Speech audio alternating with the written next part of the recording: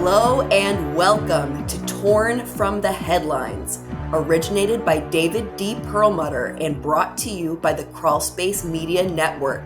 This is a podcast where we shine a spotlight on the latest and the greatest and the scariest breaking news in the world of true crime, mystery, murder, mayhem, and the missing. I'm Chloe, here with... Hi, I'm Tim Pilleri, here with Lance Reenstierna as always, and we're also here with Dr. David D. Perlmutter. How's it going, everybody? Hello.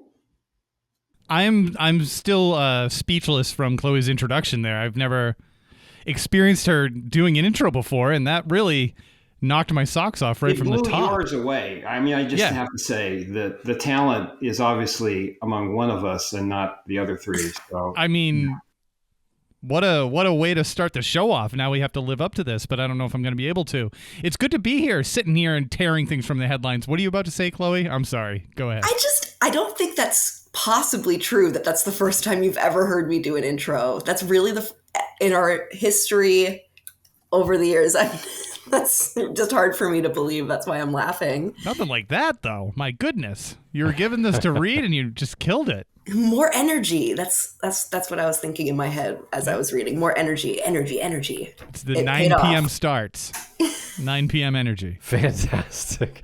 All right. Well, good. You've brought the energy here for the beginning of this conversation, and this is a series as described by Chloe in that fantastic intro called "Torn from the Headlines," and this is sort of a new format that we've been trying. And let us know what you think. We're out there on YouTube, on social media at Crawlspace Podcast or Crawlspace Pod. All right. So tonight, ladies and gentlemen, we're going to be talking about this super yacht called the Bayesian that sank on the morning of August 19th, 2024 off the coast of Sicily. And this is a story that David Perlmutter has brought to us because he did some research on it, and obviously this is a case. This is a case and a story that really grabbed headlines back in August and has sort of subsided since then. But there is still news that is coming out on this case and this story weekly. Yeah, you guys are the experts on this, but I'm sure you've had this phenomenon where there's a huge breaking story, headline news, saturation, lots of information, and then the world moves on. You know, there's a war, there's an election, especially this year. There's a lot of competition for what's the biggest news story of the hour right now, right? And what happens often, and this is sort of my gig here in terms of what I study and what I teach about, is there's this old saying, journalism is the first draft of history. But as we find, and you guys have documented in your respective shows many times, that first draft is often wrong because there's stuff coming out very quickly. Somebody said something, they didn't have details. But in our world of fast-moving TikTok news, accusations and decisions are made about who's guilty in 20 minutes, and then the world moves on, and then actual facts tend to filter in very, very slowly. And the 300-page single-space report by, the Italian police or the British Bureau of Maritime Investigations, comes out much later. And we find out that some of the things that we thought were true about a story are wrong. So that's sort of a lesson here. This yacht, and it really fits the 50 meters. So just imagine 164 feet. That's a very big boat. So many anomalous things happened at the same time that terms you've used before in some of your shows, black swan and Swiss cheese, don't often go together. But like black swan, as you know, is an event that is very rare and very unlikely, but is not 0% chance of happening.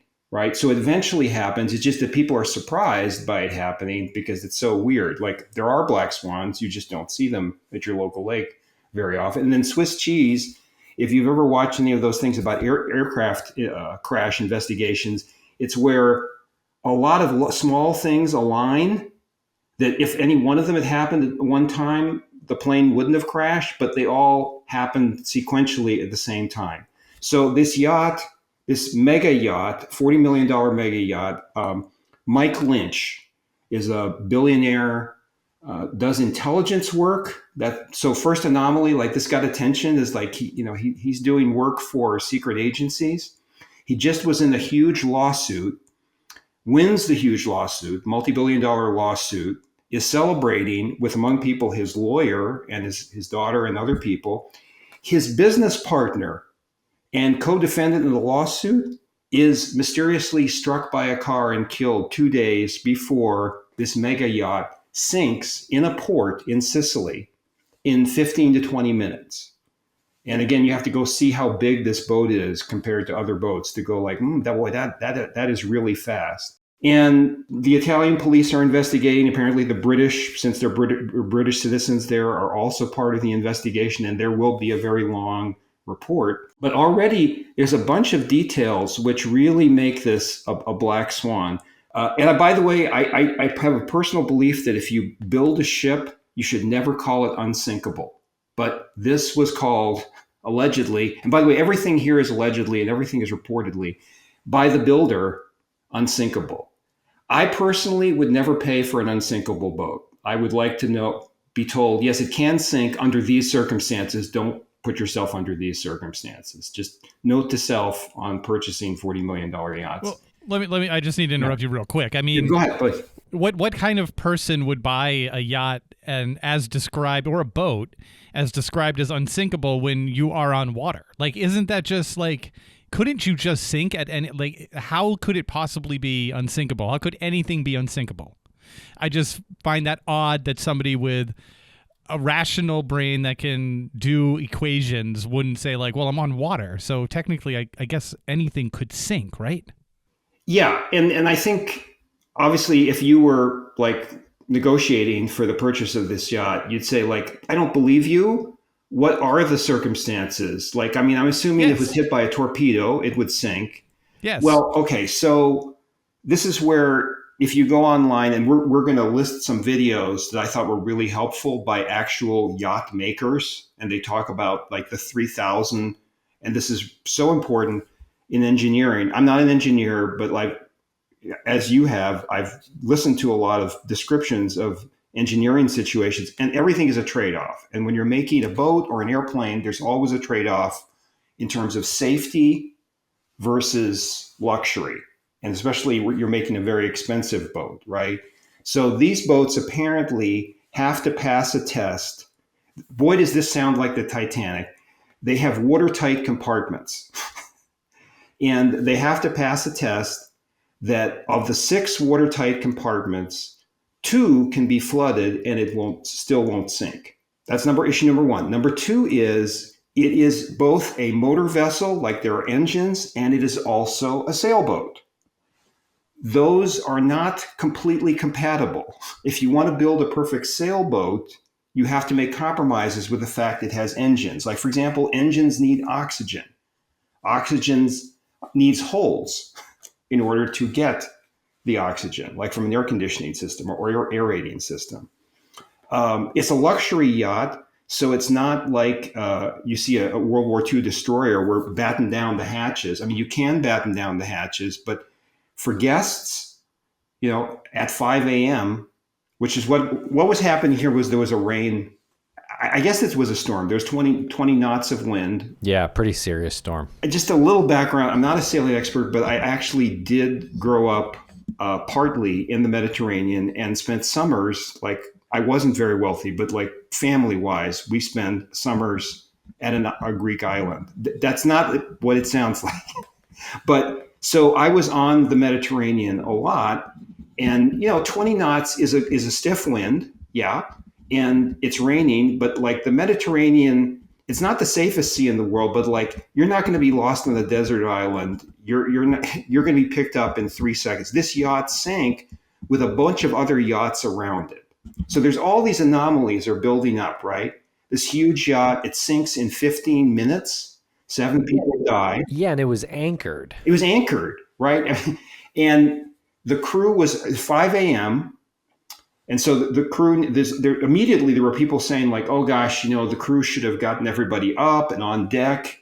and in life gear, gone through the emergency thing. But a lot of yacht captains that I saw interviewed said, no, you wouldn't get the guests up for just a rain and some wind at 5 a.m. You wouldn't be a really very popular yacht captain at that point. So it sinks. Obviously, at least 3 of those watertight compartments had to fill with water, and the suspect is a water spout, which is a black swan event. If you look it up, it is a tornado. It's described as a tornado on the water, but the problem is that it's not like here in the West Texas, we have tornadoes, but like you can trace their path. But with these water spouts, you can't necessarily trace their path. It's almost like this gigantic bucket of water is dumped only in one spot. Again, there's a bunch of other yachts parked right next door. Nothing happens, just this one sinks. So that's why initially, and today, if you want to do a conspiracy theory, there's a lot of talk about, but probably what happened is this downspout came down and enough hatches were open. We can get into some stuff about where the people were found in the yacht, but enough doors were open that it sank, even though it was unsinkable. Right. And I do just want to add a little bit more color to the case, I guess, that Mike Lynch was facing. He was facing 25 years in prison on fraud charges. And this was a 13-year legal battle that ended in acquittal. So when this story first broke, some of the headlines included things like this. To your point earlier, David, I think a lot of people initially saw this story and said, well, that sounds fishy. It sounds like there had to be something. He had to have sunk the boat on purpose or something or someone did. Until more facts came out. And in fact, Mike Lynch and his daughter Hannah both died. They were among 7 victims in this sinking. Let me just name the others here. Christopher Morvillo, who was one of Lynch's U.S. lawyers, his wife Nita. There's Jonathan Bloomer.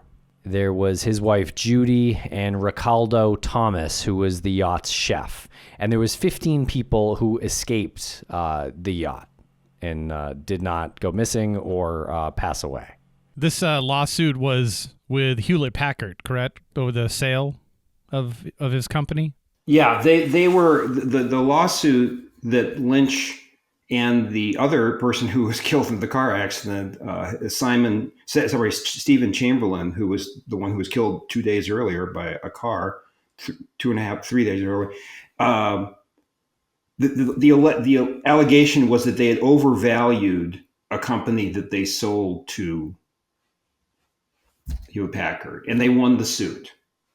So they won the suit against Hewlett-Packard. Well, they were sued. They were the defendants. Yep. Yeah. Okay, so would it be like they were acquitted? Yes, they're acquitted. Yeah, it's a civil suit. Yep. So how much does this hurt Hewlett-Packard? I've never even seen, I've seen it mentioned that there was a lawsuit. I don't think this is sort of like Boeing where there's any accusation that anybody's alleging, but because the suit was over, right? It was done. But then we have that Mike Lynch had clients who were literally secret operatives, intelligence services, and that actually his computer or hard drive, they're trying to recover it or have recovered it. I don't know the details there, had actual top secret intelligence information. So again, you just throw a lot of this stuff at the screen and you're thinking, gosh, this is just a bunch of just a tranche of, to use financial terms, tranches of coincidence and weirdness and anomalies. But it may simply be this, a black swan going through the Swiss cheese, if I can. Right. Would you say something like the Hindenburg was a black swan Swiss cheese moment as well? I think so, although we don't actually know what happened. Right. I don't think there was ever we know it blew up, and we know it was full of hydrogen, and hydrogen is explosive, and something must have triggered the hydrogen. But we Right. Okay. So that's not a black swan moment. That's hydrogen is explosive. Someone lit a cigarette. Yeah. this is a yacht. And if you look at some of the videos out there by the people who are yacht makers, they talk about the fact that, and this goes to a lot of the cases you've covered, where this conversation we've had many times about like something strange happens, and when you just say it narratively, it sounds so weird. But if you dig deeper, you go like, okay, I guess I understand how that could be. Yeah, the logic doesn't make sense for a conspiracy involving Mike Lynch in this scenario, of course, some kind of fraud because, well, he died. But yeah, just this week, there was some articles out there about how he's got safes that are apparently in the boat still, and they may contain intelligence service data that foreign governments like China and Russia may become interested in, or possibly are interested in. So that adds a little bit more intrigue to this tragedy now. And we'll be right back after a quick word from our sponsors.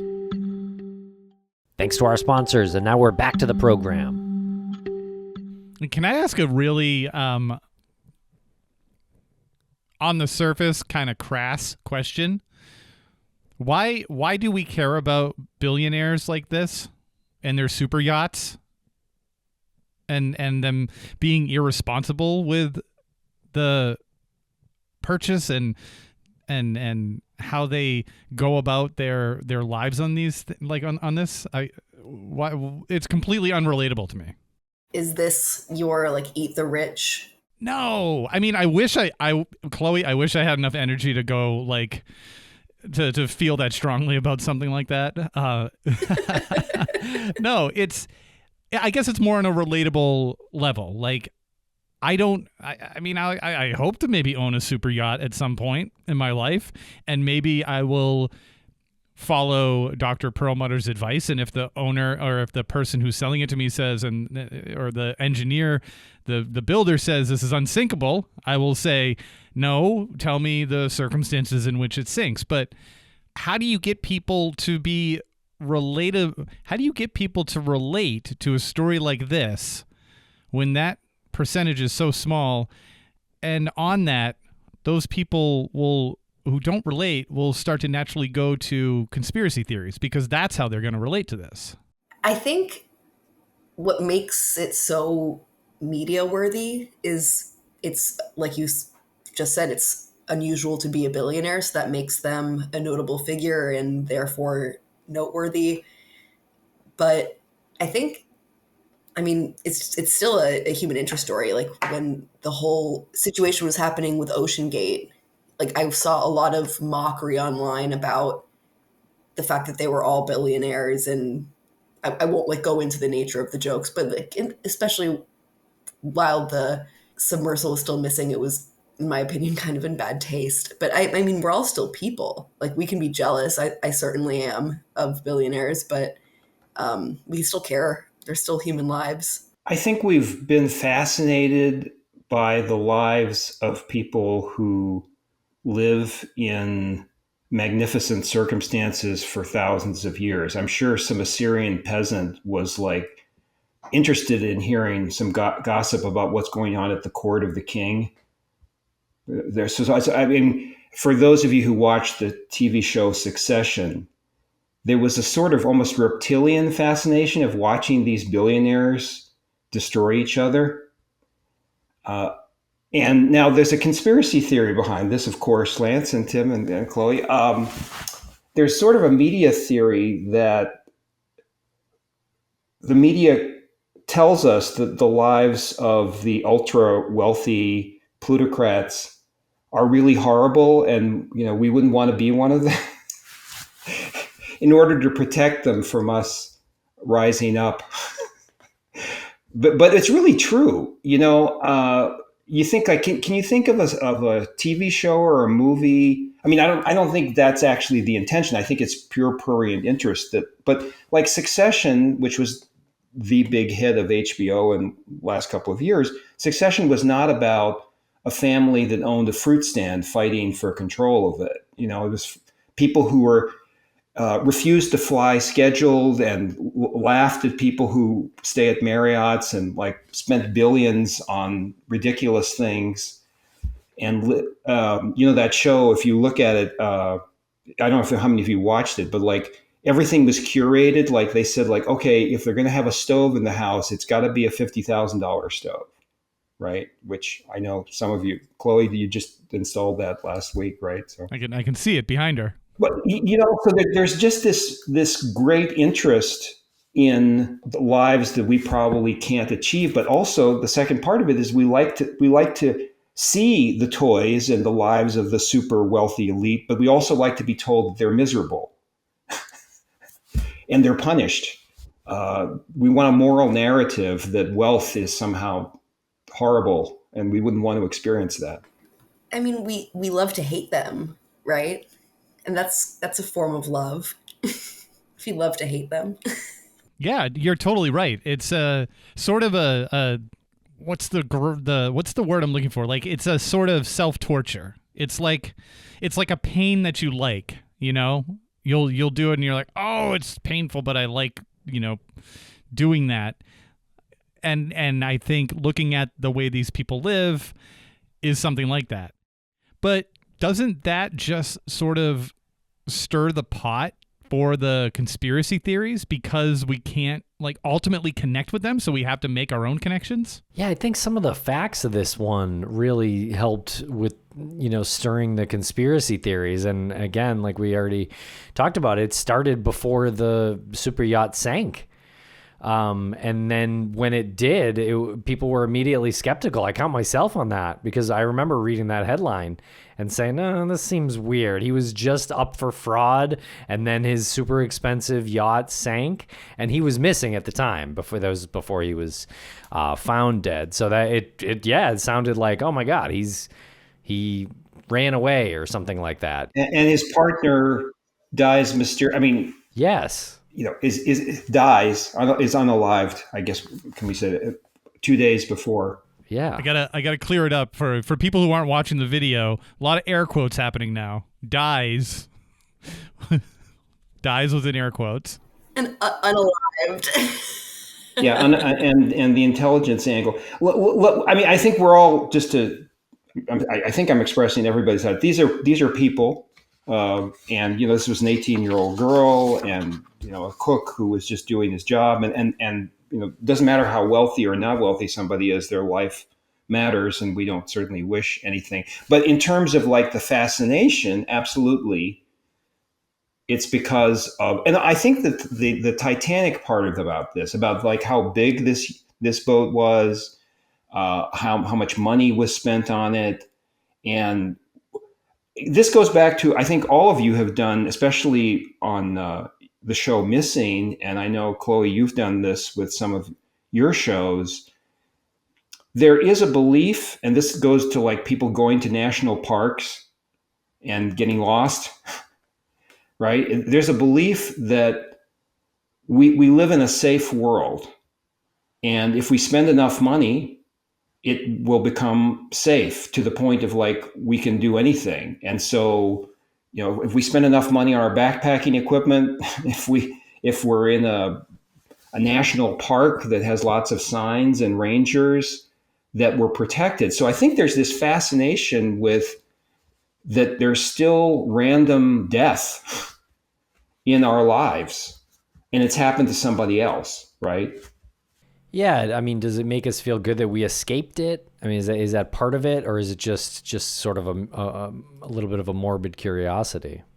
Do you mean like relieved that we escaped just like their ultimate fate, or just the lifestyle and norm of being out of touch with what like the typical human experience is? Oh, I guess there's a, and I'm going to say it's a normal fascination with stories like this. And maybe it is somewhat morbid for some people. But yeah, I mean, it's interesting to read about how something like this occurred. And by all accounts, this was a freak occurrence. If this is true about the waterspout, I'm not sure if it's been officially proven, but there is a video The yacht in question is way in the distance, but there are lights and there's a storm and there's wind and rain and you can see it kind of go down. So yeah, I don't know. Is that just part of humanity that we're interested in things like this? Well, we've talked about how quick we are to judge other people's behavior in situations where we have never found ourselves. So we probably shouldn't be making a judgment. I mean, this happens all the time. You hear about, again, somebody is murdered and you go like, gosh, should they really have been there at that time? Or should they have behaved that way? Or if somebody goes missing, you go like, well, why did they go off the trail? And why did they not pay attention to the sign there? And I guess it does make us feel better that we're alive. It does make us being judgmental is a normal human emotion or feeling.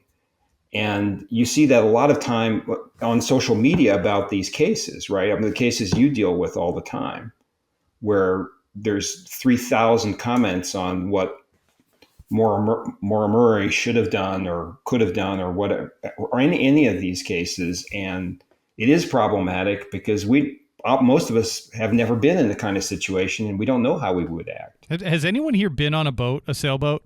Been with people who can sail? Yes. Isn't it, when you first did that, I don't know how many times you've done that, but isn't it way more work than you expected it to be? Yeah. Now, on this kind of a yacht, you've got, I think there was like 15 crew.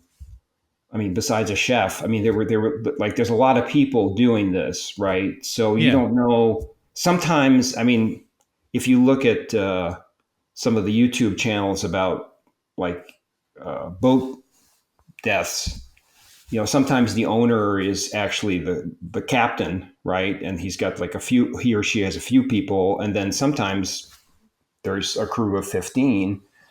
As I understand it, the crew was, because it was raining and this is 5 a.m., the crew was like taking things off the deck that they didn't want to get wet. So again, there was no sense apparently like this is a panic emergency. Let's get everybody on deck and into their survival gear and things like that. And again, the investigation will accord blame or not on that. There was immediately a whole bunch of people who blamed, and the captain of the ship is responsible for the ship. So, but we don't know what happened, but it didn't look like people were panicking or, doing anything emergency like when this happened in such a short time. I think that's really emphasizing. I think we're getting a little forensic here, but one of the details was that 5 of the bodies were found in a compartment that no one was staying in. And it's not known whether the wash of the water moved them in there through open doors or they went there. And there's a little historical footnote here. Very sad thing, but it does happen with sinking ships. This happened in Pearl Harbor when ships were sunk, that people were alive in watertight compartments, but could not be rescued in time. And so died, not right away. And probably happened in the Titanic and happened in many other instances where ships have sunk. It's not like you suddenly are, some people do die right away. They're drowned or the impact of water.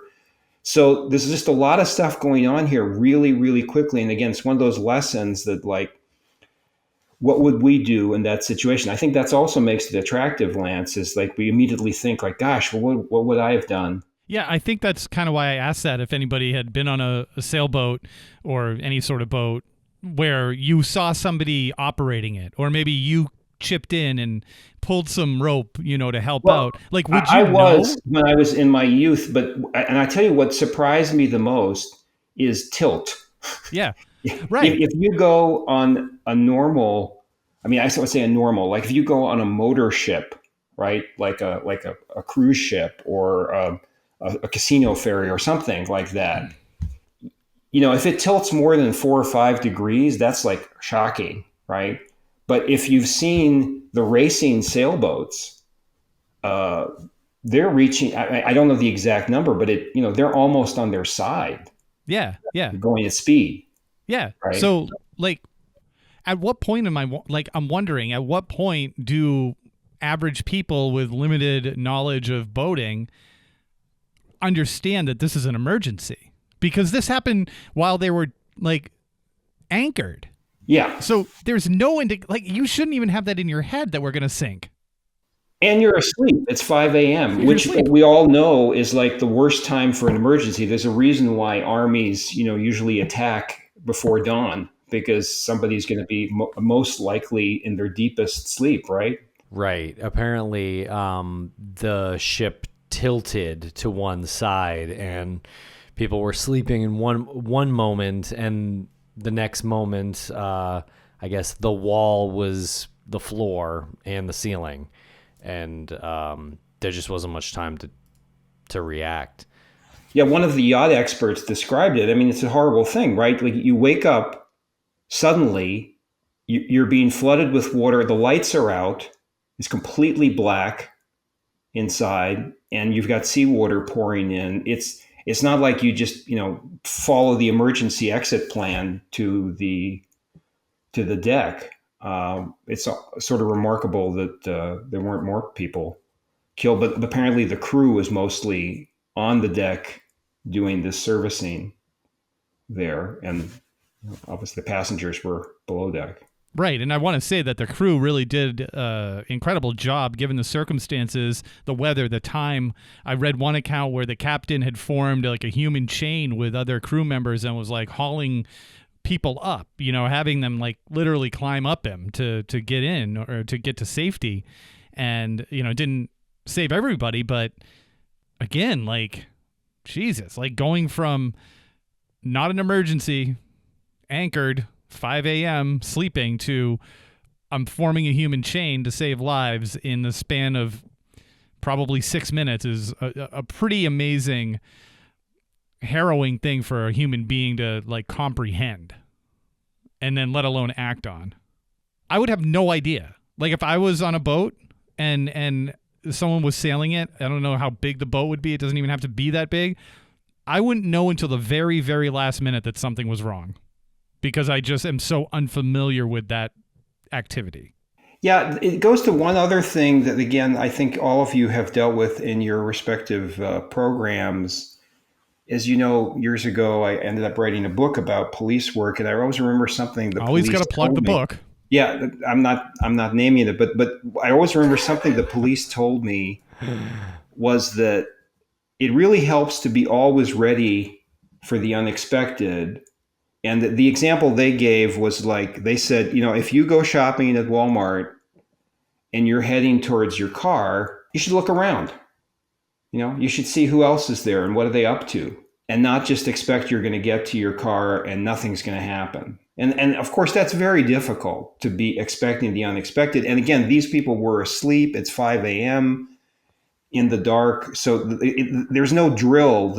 Only them being brought up onto the deck would have avoided this. But do you do that every time it rains in the Mediterranean, right? As the captain? So you just don't know. But it is good to be a little paranoid in life. And we'll be right back after a quick word from our sponsors. Thanks to our sponsors, and now we're back to the program. When you are in a circumstance like that, how aware are you of all of this while it's happening? Or do you reflect on it after? Do you walk to your car and say, "Oh, I wasn't looking around"? Or do you maintain a high level of awareness? Ideally, you'd maintain the high level of awareness. I feel like any room I enter, and that's probably because I'm borderline like agoraphobic, but like if I'm in a new environment, like a restaurant or a store, I usually scan all of the faces in the room as I'm getting oriented. What if I know someone? What if it's, someone that I'm not sure I want to see? I like to just fully prepare myself, but I don't know if everyone's like that. That's probably a hypervigilant thing to do. And like Dave said, sometimes a little paranoia is good. We have anxiety for a reason. It's just when it's out of control and unregulated that it becomes like a maladaptive thing in people's lives. But it's there for us to help us survive and to recognize threats. We are the descendants of people who were pretty good at situational awareness. The terrible at situational awareness people. I mean, I don't know if it's in the gene pool, but like, a lot of us were lost to saber-toothed tigers because we just thought, hey, that's probably not a tiger in that bush there, But Lance, Tim, and Chloe's ancestors said, you know what, just in case, I will run, or I will not go near that bush. I mean, it is really true. I mean, life is balanced, and that's true in the Walmart parking lot. I think you should be situational aware in any parking lot. We're not picking on Walmart here, a giant corporation, but on a boat, for those of you who've been on a boat, and like I said, I spent some time on boats. The problem is that you're in complete lack of control, right? It's like the weather is going to do something. It's like being flying on an airplane. The pilots are going to do something. It's like riding in an elevator in a skyscraper. It's out of control. It's out of your control. I think elevators are a lot safer than boats or airplanes. Not that comfortable, though. Not for the claustrophobic. All right. Well, this has been a great talk tonight. Is there any final thoughts? If anyone's got any final thoughts to throw out here, we can go around the circle here. I'm going to start and say, I get why people will look at this, and I didn't really get it until we had this conversation, but I understand why people will look at this who cannot relate to the type of persons who unfortunately perished on this boat in this freak accident, and the ones that survived who will likely have some form of PTSD. I understand why someone would try to connect dots to make sense out of this freak accident, therefore get to a conclusion of a conspiracy theory or a conspiracy period. When you visit the story in the early days, like you said, Tim, the guy was missing. And he just did this, went through this lawsuit, and you see lawsuit and missing and accident and freak accident, Hewlett-Packard. And MI6. And MI6. He had contracts with MI6, yeah. And we're coming off the heels of Boeing employees who are whistleblowers who suddenly became suicidal. So yeah, I understand how someone can connect the dots and go down the conspiracy theory road. But the one question that I'm just still wanting an answer to is, when does it stop for that person? What is the final answer that will set that person's mind at ease and have them say, yeah, you know what? Freak accident. I got carried away with my theory. And that's cool. It's totally cool to open your mind up and think outside like that. Have alternative thoughts. That's totally cool. But at some point, you have to set yourself some parameters. So I don't think we're going to answer that question right now, but those are the final thoughts that are kind of bubbling around in my brain. Yeah, I almost feel like this story kind of had legs because of the conspiracy culture that exists today. With all these things that we've discussed, seems like there was something deeper going on, and to find out that probably wasn't is probably the most realistic outcome, but maybe not the most interesting for everybody. I think one of my takeaways is just a reminder about, if you're going to have any kind of a theory, because of course scientifically we know the word theory means there's an accumulation of evidence, and that so my hypothesis has become a theory because there's a lot of evidence that it's true. So before you deny the official story, wait for the officials to have a story. And especially for something as complex as this. Again, I did a deep dive, and I especially looked for people who actually built yachts. And man, they would go on for 2 hours about using about 300 terms I'd never heard of in my life. And I go wow, this is complicated. And I wish more conspiracy theorists would just say, it's really complicated. So you're saying people who build yachts are like sound engineers, audio engineers. They just tell you all these things and you go on, and you're like, I don't get what you're saying. Just make it sound good. Make it not sink. No, I think everything is complicated, and this is one of those things, and it doesn't. The complicated story isn't good as a headline. These 27 factors. But when the report comes out, I'm just going to predict the report will come out.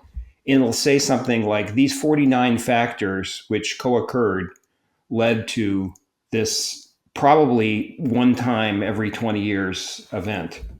But that doesn't make a good headline. No, not unless you're doing a listicle for BuzzFeed and you throw in some shocking celebrity Top facts. 10 reasons your super yacht is probably going to sink. Yeah. Your unsinkable super yacht. Super yacht. Yeah. Right. No, I mean, the initial headlines were like, man accused of fraud last week is now missing, But wow, well, thank you guys and Chloe for this conversation tonight. I hope everyone out there listening enjoyed it. I think we need to interrupt each other more. There needs to be some more conflict here. You're right, Dr. Perlmutter. We need to have some more drama going on. We all agree too much.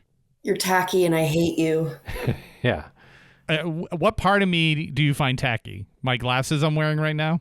I really don't think you're tacky. It was just like the meanest thing I could think of, and I just watched School of Rock. Well, it hit home. That is the meanest thing you can think of? Oh, gosh. It's the meanest thing I was willing to say to Lance, I guess.